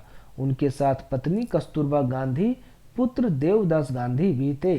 गांधी जी की सादगी एवं उनके सिद्धांतों से झारखंड के लोग अत्यधिक प्रभावित हुए और भारतीय स्वतंत्रता आंदोलन में सहभागी बनने के लिए तैयार हो गए। रोलेट एक्ट विरोधी सत्याग्रह 1919 ईस्वी। भारत में राजद्रोहात्मक गतिविधियों पर अंकुश लगाने के लिए न्यायाधीश सिडनी रोलेट की अध्यक्षता में गठित राजद्रोह समिति की रिपोर्ट के आधार पर 21 मार्च 1919 ईस्वी को रोलेट एक्ट पारित किया गया। इसे काले कानून की संज्ञा दी गई। चूंकि इस कानून के विरुद्ध कोई सुनवाई नहीं थी, इसलिए इसके बारे में कहा गया न अपील, न वकील, न दलील। इस कानून के विरोध में देशव्यापी हड़तालें हुई और जनसभाएं आयोजित की गई। जहां तक झारखंड की बात है तो झारखंड में भी रोलेट एक्ट विरोधी सत्याग्रह की लहर फैली। रांची में इसका नेतृत्व बारेश्वर सहाय एवं गुलाब तिवारी ने किया। पलामू में जिला स्कूल के शिक्षक रामदीन पांडे ने 6 अप्रैल 1919 ईस्वी को अपने 6 विद्यार्थियों के साथ उपवास रखा। जमशेदपुर एवं चाईबासा में भी कुछ लोगों ने विरोध दिवस मनाया। बड़े पैमाने पर हिंसा फैल जाने के कारण महात्मा गांधी ने 18 अप्रैल 1919 ईस्वी को रोलेट एक्ट विरोधी सत्याग्रह स्थगित कर दिया। इस प्रकार इस सत्याग्रह का अंत हो गया। जिला कांग्रेस कमेटियों की स्थापना 1919 से 20 ईस्वी। झारखंड में धीरे धीरे कांग्रेस का प्रचार बढ़ा और जिला में कांग्रेस कमेटियां स्थापित होने लगी। वर्ष 1919 ईस्वी में बिंदेश्वरी पाठक एवं भागवत पांडे ने पलामू जिला कांग्रेस कमेटी की स्थापना की। 1920 ईस्वी में रांची एवं हजारीबाग में जिला कांग्रेस कमेटी की स्थापना की गई। कांग्रेस का कलकत्ता अधिवेशन, विशेष अधिवेशन सितंबर 1920 ईस्वी। सितंबर 1920 ईस्वी में अखिल भारतीय राष्ट्रीय कांग्रेस का विशेष अधिवेशन कलकत्ता में हुआ। इसकी अध्यक्षता लाला लाजपत राय ने की। इस अधिवेशन से महात्मा गांधी राष्ट्र नेता के रूप में उभरे। अधिवेशन में भाग लेने आए झारखंड के प्रतिनिधियों ने महात्मा गांधी से आग्रह किया कि वे झारखंड को आजाद घोषित कर दे। इस पर महात्मा गांधी ने एक पंक्ति का उत्तर दिया, कपास बोवो चरखा चलाओ, छोटा नागपुर आजाद हो जाएगा। कलकत्ता अधिवेशन में ही युगांतकारी एवं महत्वपूर्ण असहयोग प्रस्ताव पहली बार पारित किया गया। जिसकी पुष्टि कांग्रेस के वार्षिक अधिवेशन नागपुर अधिवेशन दिसंबर 1920 में की गई। असहयोग आंदोलन 1920 से 22 ईस्वी। ब्रिटिश सरकार के अन्यायों, रॉलेट एक्ट, जलियांवाला बाग, खिलाफत के प्रश्न आदि के विरुद्ध सरकार के साथ असहयोग पर आधारित गांधी जी के नेतृत्व में चलाया गया आंदोलन असहयोग आंदोलन कहलाता है। 26 दिसंबर 1920 ईस्वी को नागपुर में कांग्रेस का वार्षिक अधिवेशन आरंभ हुआ, जो 31 दिसंबर 1920 ईस्वी तक चला। इस अधिवेशन की अध्यक्षता विजय राघवाचारी ने की। इस अधिवेशन में गांधी जी द्वारा कांग्रेस के विशेष अधिवेशन सितंबर 1920 कलकत्ता में पारित असहयोग प्रस्ताव का पुनः समर्थन किया गया। असहयोग आंदोलन के तहत दो तरह के कार्यक्रम थे, नकारात्मक एवं सकारात्मक। नकारात्मक कार्यक्रम के अंतर्गत शामिल थे सरकारी उपाधियों का त्याग, सरकारी करों को न चुकाना, अंग्रेजी शिक्षा का बहिष्कार, विदेशी वस्तुओं का बहिष्कार, न्यायालयों का बहिष्कार, मद्य निषेध का प्रचार आदि। सकारात्मक रचनात्मक कार्यक्रम के अंतर्गत शामिल थे राष्ट्रीय विद्यालयों की स्थापना, राष्ट्रीय पंचायतों की स्थापना, खादी आश्रम की स्थापना आदि। गांधी जी के आह्वान पर झारखंड के लोग असहयोग आंदोलन में कूद पड़े। 1920 से 21 ईस्वी में गांधी जी खुद झारखंड आए और रांची में भीमराज वंशीधर मोदी धर्मशाला में ठहरे। उसी धर्मशाला के सामने विदेशी कपड़ों की होली जलाई गई। लोगों ने खादी पहनने और चरखा चलाने का व्रत लिया। अति महत्वपूर्ण बात यह हुई कि गांधी जी का टाना भगतों से संपर्क हुआ। टाना भगत दल के गांधी जी के शिष्य बने। खादी बुनना, खादी पहनना, पैसा दो पैसा जो उनके पास था उसे गांधी बाबा को समर्पित कर देना उनका धर्म बन गया। खद्दरधारी गांधी टोपी पहने, शंख व घंटी बजाते, टाना बाबा टाना, टाना टून टाना भजन गाते। टाना भक्तों की टोली गांधी जी को अत्यंत प्रिय लगती थी।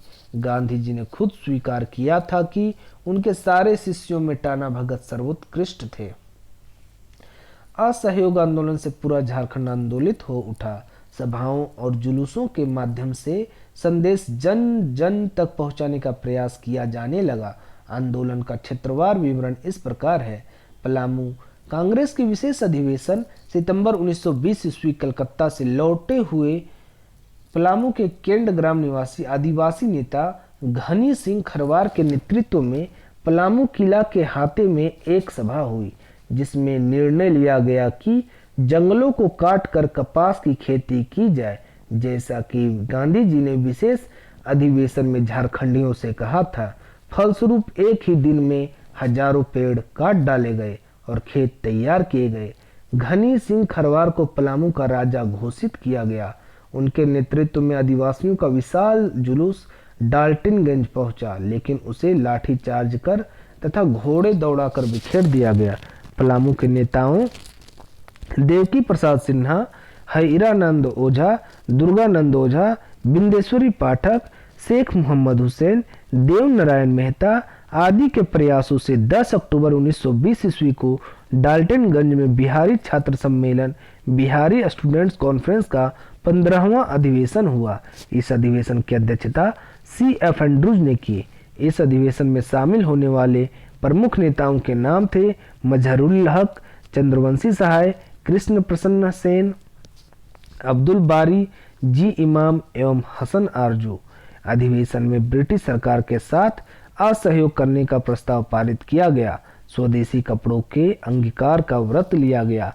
इस अधिवेशन के तत्काल बाद डाल्टनगंज में राष्ट्रीय विद्यालय की स्थापना की गई, जिसके प्रधानाध्यापक बिंदेश्वरी पाठक बनाए गए। यह राष्ट्रीय विद्यालय राष्ट्रवादी गतिविधियों के एक प्रमुख केंद्र के रूप में उभरा। हुसैनाबाद के टोल को राष्ट्रीय माध्यमिक विद्यालय बनाया गया। कई गांवों में राष्ट्रीय पंचायतों की स्थापना की गई, जहां ग्रामीण अपने झगड़ों को खुद निपटाते थे। 1821 ईस्वी में डाल्टनगंज, पांकी एवं जपला में हुई जनसभाओं में चरखा, खादी, स्वदेशी मद्य, निषेध, अस्पृश्यता निवारण आदि पर जोर दिया गया। इन सभाओं में प्रमुख वक्ता की भूमिका निभाने वालों के नाम हैं रामनाथ पांडे, भागवत पांडे, बिंदेश्वरी पाठक आदि। जनवरी 1922 ईस्वी में योग आश्रम वाराणसी के मनिंद्र नाथ स्वामी का भाषण डाल्टनगंज में हुआ। उसी वर्ष जब महात्मा गांधी गिरफ्तार कर लिए गए तो पलामू में इसकी तीव्र प्रतिक्रिया देखने को मिली। देवकी प्रसाद सिन्हा एवं कृष्ण वल्लभ सहाय ने पलामू का तूफानी दौरा किया। रांची, झारखंड में असहयोग आंदोलन का एक प्रमुख केंद्र रांची था। 1920 से 21 ईस्वी में लोहरदगा, डोरंडा, रांची, सिन्हा, मधुकुम, इटकी, घाघरा, उरमांझी, कोकर, तमाड़, गुमला, बुंडू एवं कारों में कई जनसभाएं हुई। इनमें गुलाब तिवारी, मौलवी उस्मान, स्वामी विश्वानंद आदि नेताओं के भाषण हुए। नवंबर 1921 ईस्वी में रांची में वार्षिक पिंजरा पोल समारोह हुआ, जिसमें पद्मराज जैन, भोलानाथ वर्मन, मौलवी जकारिया, अब्दुल रजाक एवं सुंदर दत्त के भाषण हुए। टहल ब्रह्मचारी, गुलाब तिवारी, मौलवी उस्मान आदि के प्रयासों से आदिवासी भी भारी संख्या में इस आंदोलन की ओर आकर्षित हुए। भोले भाले सीधे साधे आदिवासी तो यह भी समझने लगे थे कि अंग्रेजों का राज समाप्त हो गया और गांधी राज स्थापित हो गया। रांची, लोहरदगा आदि में राष्ट्रीय विद्यालयों की स्थापना की गई। हजारीबाग, झारखंड में असहयोग आंदोलन का एक महत्वपूर्ण केंद्र हजारीबाग था। यहाँ कई विद्यार्थियों ने पढ़ाई छोड़ दी, कई वकीलों ने वकालत छोड़ दी। जिला कांग्रेस कमेटी की स्थापना हजारीबाग में 1920 ईस्वी में हुई। 1921 ईस्वी में यह आंदोलन और तीव्र हो गया। फलस्वरूप हजारीबाग में बजरंग सहाय, कृष्ण वल्लभ सहाय, सरस्वती देवी, त्रिवेणी प्रसाद एवं शालिग्राम सिंह को जेल भेज दिया गया। गिरिडीह में एक दंगा हो गया जिसे पुलिस ने तत्काल दबा दिया। चतरा, हजारीबाग, धनबाद और पुरुलिया में राष्ट्रीय विद्यालयों की स्थापना की गई। इन विद्यालयों के सहायतार्थ कुछ धन भी जुटाए गए, किंतु अधिकांश विद्यालय अर्थाभाव में बंद हो गए। 1921 में ही असहयोग आंदोलन के क्रम में कई स्थानों पर शराब की भट्टियां तोड़ी गई या उन्हें जबरन बंद करा दिया गया। 5 से 6 अक्टूबर 1921 ईस्वी को हजारीबाग में बिहारी छात्र सम्मेलन, बिहारी स्टूडेंट्स कॉन्फ्रेंस का 16वां अधिवेशन हुआ, जिसकी अध्यक्षता सरला देवी ने की। इस अधिवेशन में बजरंग सहाय, कृष्ण वल्लभ सहाय, राम नारायण सिंह आदि ने भाषण दिया। इस अधिवेशन में सरकारी स्कूल कॉलेजों के बहिष्कार, विदेशी वस्त्रों के बहिष्कार एवं स्वयंसेवकों की सेवाओं से जुड़े प्रस्ताव पारित किए गए। सिंहभूम, झारखंड में असहयोग आंदोलन का एक प्रमुख केंद्र सिंहभूम था। सिंहभूम के चक्रधरपुर में एक राष्ट्रीय विद्यालय की स्थापना की गई। गोलमुरी मैदान में 5 से 6 और 8 से 9 फरवरी 1921 ईस्वी को जनसभाओं का आयोजन किया गया, जिसकी अध्यक्षता क्रमशः बी.जी. साठे 5 फरवरी, प्रभाष चंद्र मित्र 6 फरवरी, के भट्ट 8 फरवरी और अब्दुल गनी 9 फरवरी ने की। इन सभाओं को काठियावाड़ निवासी हरिशंकर व्यास जी ने संबोधित किया। बाल गंगाधर तिलक की प्रतिमा समेत टाउन हॉल की स्थापना के लिए धन इकट्ठा किया गया। जय नारायण मरवाड़ी, शिवराम मरवाड़ी, रामेश्वरम महाराज, गोदावरी मिश्र आदि चक्रधरपुर में शराबबंदी अभियान में सक्रिय थे। 8 मार्च 1921 ईस्वी को गोलमुरी मैदान में फिर सभा हुई, जिसे कृष्णराज जी सेठी, तेजा सिंह आदि ने संबोधित किया।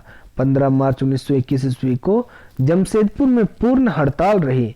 13 मार्च 1921 ईस्वी को चाईबासा में एक सभा हुई, जिसमें मौलाना उस्मान अली, विभूति भूषण बनर्जी एवं रामचंद्र शाही के भाषण हुए। नासिक निवासी हाजी अब्दुल्ला के चाईबासा व चक्रधरपुर में असहयोग के पक्ष में मई में भाषण हुए। जून 1921 ईस्वी में मजहरुल हक चक्रधरपुर आए। 1921 ईस्वी के कांग्रेस के अहमदाबाद अधिवेशन में गुरुचरण हो ने अपने साथियों के साथ भाग लिया। फरवरी 1922 ईस्वी में पुरी के अनंत मिश्र का चाईबासा में भाषण हुआ। संथाल परगना, झारखंड में असहयोग आंदोलन का एक महत्वपूर्ण केंद्र संथाल परगना था। असहयोग आंदोलन के क्रम में जामताड़ा हाई स्कूल के छात्रों ने 13 जनवरी 1921 ईस्वी को स्कूल का बहिष्कार किया। देवघर हाई स्कूल के छात्रों ने, जिनमें पंडित विनोदानंद झा व प्रफुल्ल चंद्र सेन प्रमुख थे, राष्ट्रीय स्कूल की स्थापना की मांग की। आंदोलन शीघ्र ही मधुपुर व साहेबगंज में भी फैल गया। पंडित विनोदानंद झा जैसे युवा स्वयंसेवी खादी वस्त्रों के गट्ठर लाद गांव कस्बों तक पहुंचे। जनवरी 1922 ईस्वी में साहेबगंज में रेल कर्मियों की हड़ताल हुई। सशस्त्र पुलिस ने लोगों पर जुल्म ढाए, कई लोगों को दंडित किया गया। असहयोग आंदोलन में सजा प्राप्त राजनीतिक बंदी झारखंड से पलामू से वारिस इमाम, अमृत महतो, रामधनी साहू, झम्मन साहू, नखछेदी साहू, बालचंद साहू, हुसैनी साहू, अचंभित राम, टिकैत राम, रामनंदन राम, शिवनंदन राम, जदुपति सिंह, भागेश्वर दुबे, धनी सिंह व भागवत पांडे। हजारीबाग से राम नारायण सिंह, शुभ नारायण लाल, बजरंग सहाय, रामेश्वर चौबे, जयराम साहू, चरण साहू, ठाकुरलाल साहू, भोली सिंह व फूलन सिंह। सिंहभूम से बिशुन राम महरी व हाजी अब्दुल्ला। संथाल परगना से जिया साहू, राम जानकी साहू व रामजस मारवाड़ी। मानभूम से स्वामी सोमेश्वरानंद। असहयोग आंदोलन की समाप्ति 11 फरवरी 1922 ईस्वी। 5 फरवरी 1922 ईस्वी को संयुक्त प्रांत आज का उत्तर प्रदेश के गोरखपुर जिले में चौरी चौरा गांव में 3000 किसानों के एक कांग्रेसी भीड़ पर पुलिस ने गोली चलाई। क्रुद्ध भीड़ ने पुलिस थाने पर हमला करके उसमें आग लगा दी, जिससे 22 पुलिसकर्मी मारे गए। चौरी चौरा कांड से गांधी जी बहुत दुखी हुए और उन्होंने 11 फरवरी 1922 ईस्वी को कांग्रेस कार्यकारिणी समिति की बारदोली बैठक में असहयोग आंदोलन को स्थगित करने का निर्णय लिया। असहयोग आंदोलन के बाद 1923 से 29 ईस्वी फरवरी 1922 ईस्वी में असहयोग आंदोलन की समाप्ति के बाद एवं मार्च 1930 ईस्वी में सविनय अवज्ञा आंदोलन का आरंभ होने के पहले तक होने वाली झारखंड की राष्ट्रीय गतिविधियों का क्षेत्रवार विवरण इस प्रकार है। रांची कांग्रेस के 37वें वार्षिक अधिवेशन 26 से 31 दिसंबर 1922 ईस्वी। गया बिहार से रांची लौटने पर पीसी मित्रा एवं देवकी प्रसाद तिलक स्वराज्य कोष के लिए धन एकत्र करने में लग गए। 1923 ईस्वी के 6 से 13 अप्रैल को राष्ट्रीय सप्ताह मनाया गया। राष्ट्रीय ध्वज की रक्षा के लिए जब नागपुर झंडा सत्याग्रह 1 मई से 18 अगस्त 1923 ईस्वी हुआ तो उसमें टाना भगत भी भारी संख्या में शामिल हुए। 1925 ईस्वी में गांधी जी जब रांची आए तो लोगों ने यथाशक्ति चंदा दिया, यहाँ तक कि एक नाटक खेलकर 300 रुपया एकत्रित कर उसे गांधी जी को सौंपा गया। इसके बाद तो देश के प्राय सभी नेता रांची आने लगे। 18 दिसंबर 1927 ईस्वी को रांची में नागरिकों की एक सभा हुई, जिसमें एस के सहाय की अध्यक्षता में साइमन कमीशन का बहिष्कार करने का प्रस्ताव पारित हुआ।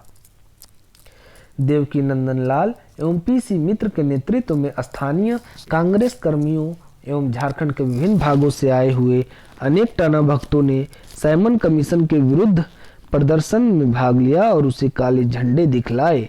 27 दिसंबर 1928 ईस्वी को पीसी मित्र एवं कुछ अन्य लोग 150 टाना भक्तों के साथ रांची से भारतीय राष्ट्रीय कांग्रेस के 43वें वार्षिक अधिवेशन 28 से 31 दिसंबर 1928 ईस्वी कलकत्ता में भाग लेने के लिए कलकत्ता रवाना हुए। पलामू गांधी जी जनवरी 1927 ईस्वी में डाल्टनगंज आए। वहां की जनसभा में कई महिलाओं ने कीमती आभूषण दिए। साइमन कमीशन का जब रांची में विरोध हुआ तब प्रदर्शन में पलामू के पाटन निवासी कोहड़ा पांडे भी शामिल थे। हजारीबाग कांग्रेस के गया अधिवेशन 26 से 31 दिसंबर 1922 ईस्वी के बाद कांग्रेस का विभाजन हो गया और 1 जनवरी 1923 ईस्वी को स्वराज्य पार्टी की स्थापना हुई। 1923 ईस्वी में जब प्रांतीय लेजिस्लेटिव काउंसिल बनी तो कृष्ण बल्लभ सहाय स्वराज्य पार्टी के प्रतिनिधि के रूप में चुने गए। 1925 ईस्वी में जब गांधी जी झारखंड आए तो हजारीबाग में भी उनका भाषण हुआ। वहां उन्हें एक मंजूसा के साथ 1300 रुपये की थैली भेंट की गई। संत कोलंबा कॉलेज के छात्रों को उन्होंने संबोधित किया। गांधी जी की इच्छा थी कि वे भारत के सभी जिलों मुख्यालयों में पहुंच सके। ऐसा तो नहीं हो सका, किंतु झारखंड के सभी जिला मुख्यालयों में वे पहुंचने में अवश्य सफल रहे। 1927 ईस्वी में हजारीबाग में विशेष खादी प्रदर्शनी लगे, जिसमें संत कोलंबा कॉलेज के 2 प्राध्यापकों का विशेष योगदान रहा। संथाल परगना 1 जनवरी 1923 ईस्वी को स्वराज पार्टी की स्थापना के बाद लोगों ने काउंसिल के चुनाव में खुलकर भाग लिया। स्वराज पार्टी के कई उम्मीदवार संथाल परगना से विजयी हुए। रामेश्वर लाल प्रांतीय लेजिस्लेटिव काउंसिल के लिए दक्षिण संथाल परगना निर्वाचन क्षेत्र से स्वराज पार्टी के टिकट पर विजयी हुए। 1925 ईस्वी में गांधी जी देवघर आए। उन्होंने संथालों से शराब छोड़ने तथा खादी अपनाने का आग्रह किया। वे खड़गडिहा और मधुपुर भी गए। मधुपुर में उन्होंने टाउन हॉल का उद्घाटन किया तथा स्थानीय राष्ट्रीय विद्यालय को देखा। सिंहभूम 1924 ईस्वी में सिंहभूम के आदिवासियों ने हाट कर न देने का आंदोलन चलाया। आंदोलन के नेता विष्णु माहुरी को गिरफ्तार कर लिया गया। रसिका मानकी, सुखलाल हो, रंतु मुंडा, भगवान ग्वाला, दुबराज हो, चरण हो, सनातन तांती, होरा हो, जैना हो, जय भूमिज आदि भी पकड़े गए। 1924 ईस्वी के अंत तक सिंहभूम जिला कांग्रेस कमेटी का प्रभाव संपूर्ण जिले में फैल गया। गांवों एवं शहरों के निवासी समान रूप से कांग्रेस के प्रति आकर्षित हुए। CF एंड्रूज के आग्रह पर अगस्त 1925 ईस्वी में गांधी जी जमशेदपुर आए। वे यहाँ 2 दिन तक रुके। RD टाटा ने उनका भव्य स्वागत किया। अगले ही दिन जवाहरलाल नेहरू एवं राजेंद्र प्रसाद भी टाटा पहुंचे। 1,20,000 से अधिक के जन समुदाय को, जिसमें अंग्रेज भी शामिल थे, गांधी जी ने संबोधित किया। टाटा स्टील से मंडित और खादी पर मुद्रित हिंदी में उन्हें अभिनंदन पत्र दिया गया। स्वागत समिति के अध्यक्ष एवं टाटा कंपनी के महाप्रबंधक CA अलेक्जेंडर ने अभिनंदन पत्र पढ़ा। बातचीत के बाद टाटा कंपनी ने मजदूर संघ 1920 ईस्वी में स्थापित को मान्यता दी। 8 अगस्त 1925 ईस्वी को जमशेदपुर के इंडियन एसोसिएशन ने गांधी जी के सम्मान में प्रीति भोज दिया। जमशेदपुर की सभा में गांधी जी को 5,000 रुपये देशबंधु स्मृति कोष के लिए दिए गए। महिलाओं की भी एक सभा हुई, जिसमें अच्छी खासी रकम के साथ कुछ आभूषण भी दिए गए। इसके बाद गांधी जी चक्रधरपुर होते हुए चाईबासा पहुंचे। चाईबासा में लोगों की सभा को संबोधित करने के बाद वे रांची चले गए। गांधी जी के अतिरिक्त राजेंद्र प्रसाद, जवाहरलाल नेहरू, सुभाष चंद्र बोस, वी गिरी, अब्दुल बारी जैसे बड़े नेता भी बार बार जमशेदपुर आते रहे। विशेषतः नेहरू एवं बोस टाटा के मजदूरों में विशेष रुचि रखते थे। 1928 ईस्वी में यहाँ करीब 3.5 महीने लंबी हड़ताल चली, जिसका समाधान करने में एंड्रूज, NM जोशी एवं जमुना दास मेहता असमर्थ रहे। अंततः सुभाष चंद्र बोस 18 अगस्त 1928 ईस्वी को जमशेदपुर पहुंचे और 20 अगस्त को उन्हें Jamshedpur labour union Tata labour association का सर्वसम्मति से अध्यक्ष बनाया गया। वे 9 वर्षों तक 1928 से 37 तक इस यूनियन के अध्यक्ष रहे। उनकी मध्यस्थता से 12 सितंबर 1928 ईस्वी को हड़ताल समाप्त हुई और प्रबंधक व मजदूरों के बीच सम्मानजनक समझौता हुआ। इसी बीच चाईबासा की पत्रिका तरुण शक्ति के संपादक आनंद कमल चक्रवर्ती को ब्रिटिश विरोधी प्रकाशन के लिए बंदी बना लिया गया। 1929 ईस्वी में टीन प्लेट कंपनी गोलमुरी के मजदूरों की हड़ताल हुई और इस संबंध में नेहरू, बोस, गिरी एवं राजेंद्र प्रसाद जैसे दिग्गज नेताओं को आना पड़ा। अब्दुल बारी, मथुरा प्रसाद, राम नारायण सिंह, बिपिन बिहारी वर्मा एवं कृष्ण बल्लभ सहाय भी आए। हयात बख्श का भाषण 23 जुलाई 1929 ईस्वी को गोलमुरी मैदान में हुआ।